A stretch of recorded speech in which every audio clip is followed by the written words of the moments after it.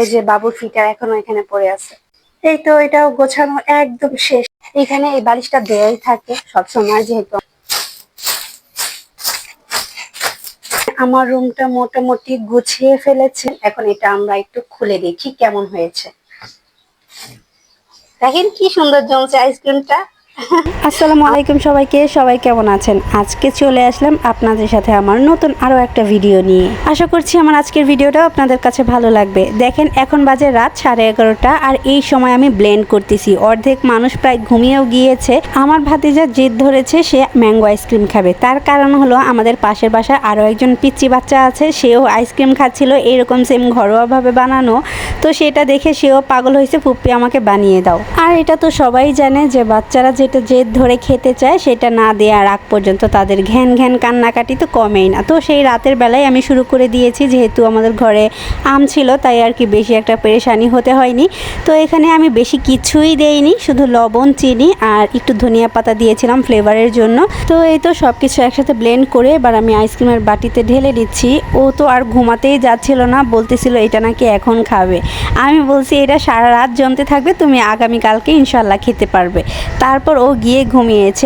আর আমি যেহেতু ওদের একটা মাত্রই ফুপ্পি, তাই আমি ওদের কোনো আবদারি অপূর্ণ রাখতে চাই না। যেভাবেই পারি, যতটুক পারি ততটুকুই ওদের দেওয়ার চেষ্টা করি এবং করার চেষ্টা করি। আর করার পর ওরাও অনেক বেশি খুশি হয়, আলহামদুলিল্লাহ। এতেও আমার অনেক বেশি ভালো লাগে। এই তো আমার আইসক্রিম বানানো একদম কমপ্লিট। এবার আমি এটাকে ডিপ ফ্রিজে রেখে দেবো সারা রাতে, এটা খুব সুন্দরভাবে জমে যাবে। তো রাতের ভিডিও তো এই পর্যন্তই করেছি, এখন চলেন সকালের দিকে চলে যাই।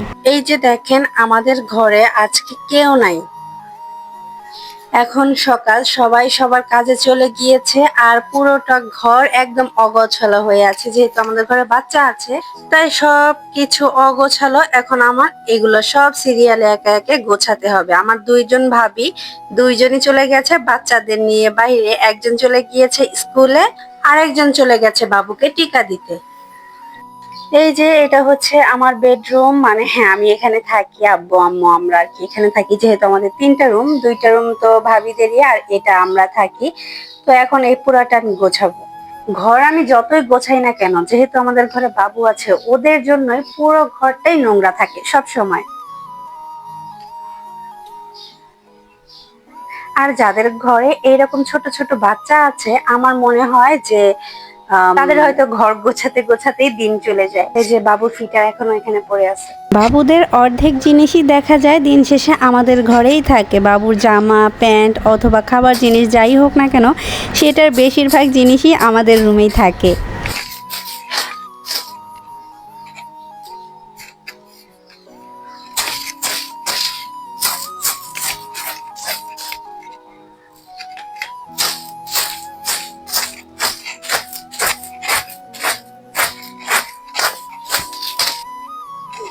তো আমি আমার রুমটা মোটামুটি গুছিয়ে ফেলেছি, বিছানাটাও ঝাড়ু দিয়ে ফেলেছি। এখন শুধু ফ্লোরটা ঝাড়ু দেওয়া বাকি আছে আর ভাবিদের ঘর একটুখানি গুছিয়ে দিব আর কি। এখন চলে আসলাম মেজো ভাইয়ার রুমে। ভাইয়া ফ্রেশ ট্রেশ হয়ে এখানেই বিছানার উপর টাওয়াল রেখে চলে গেছে। এখন এগুলো সব আবার শুরু থেকে গোছাবো। ভাবির বিছানাটাও একটু ঝাড়ু দিয়ে দিব, তাহলে আমার এই রুমের কাজও শেষ হয়ে যাবে।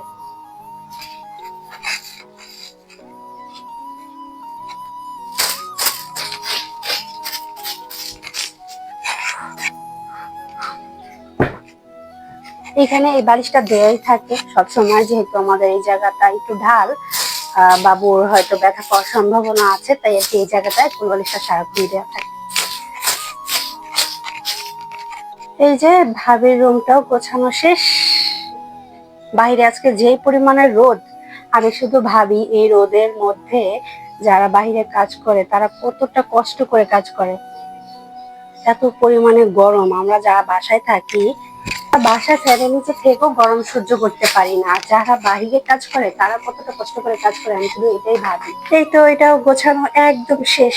আমার 3টা রুম পরিষ্কার করা একদম শেষ। চলেন এখন আপনাদের একটু সুন্দর করে দেখাই।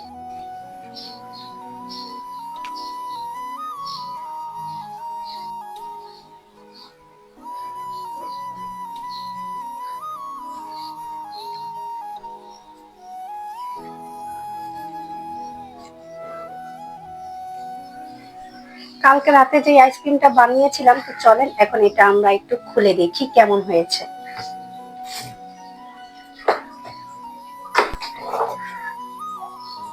কালারটা তেমন একটা গ্রিন আসে নাই, হয়তো আমি যদি ফুড কালার ইউজ করতাম তাহলে হয়তো বা সুন্দর একটা কালার আসতো। যাই হোক, ঘরে যেহেতু বানিয়েছি তো প্রবলেম নাই, কালার দিয়ে কি করবো, খেতে মজা হইলেই হয়েছে। এটা মনে হয় একটু টাইম দিতে হবে আমার এটা ছোটানোর জন্য, বেশি জোরে করলে পরে আবার ভেঙে যাবে। একটু ভিজিয়ে নিয়ে আসছি, এখন হয়তো বা ছুটতে পারে।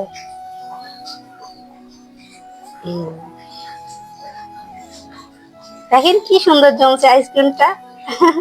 আমাদের ঘরে যেহেতু বাবু আছে, মানে আমার ভাতি যারা আছে, তো ওরা খেয়ে অনেক বেশি মজা পাবে। খেতে তো আর একদম দোকানের মতো পারফেক্ট হবে না, বাট দেখতে তো হয়েছে। এখন ওর কাছে ভালো লাগলেই হয়েছে, আর ওর কাছে এটা আইসক্রিম যেহেতু মনে হবে আর ও খুশি হবে, এটাতেই কিন্তু আমার সার্থক। তাই আর কি আমি ঘরে বানিয়ে ফেলছি। বলছে এখন খাও, তোমার যত ইচ্ছা তত। স্কুলে গেছে, স্কুল থেকে আসলেই বলবে আইসক্রিম দাও, ফুপি আইসক্রিম দাও। এখন এটা ফ্রিজে রেখে দেই, যখন মাহাদি আসবে তখন আমরা বের করে খাবো।